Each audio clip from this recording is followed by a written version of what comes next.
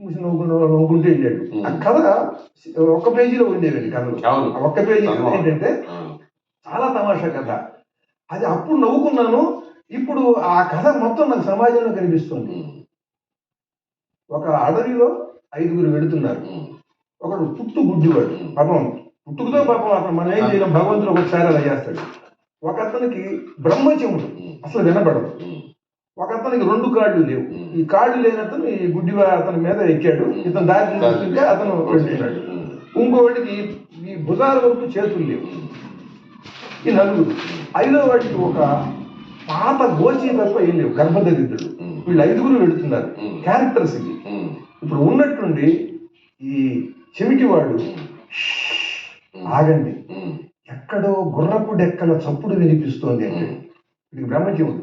వెంటనే గుడ్డివాడు అదిగో దూరంగా దుమ్ములేస్తోంది, బందిపోట్లు కాబోలు గుర్రాల మీద ఇటే వస్తున్నారంటాడు. వెంటనే ఈ కాళ్ళు లేనివాడు అయితే కాలి సత్తువు కొద్దీ పరిగెత్తండి అంటాడు.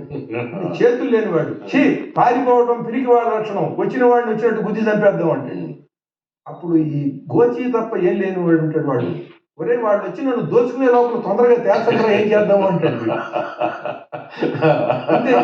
అంతే కాదు కాదంటే సింపుల్. చిన్నప్పుడు నవ్వుకున్నామండి. ఇవాళ ఈ 5గురు రాజకీయాల్లోకి వచ్చారు. ఎవరికి ఏ అర్హత లేదు, అది వాడు ఉన్నట్టుగా మాట్లాడుతూ ఉంటాడు.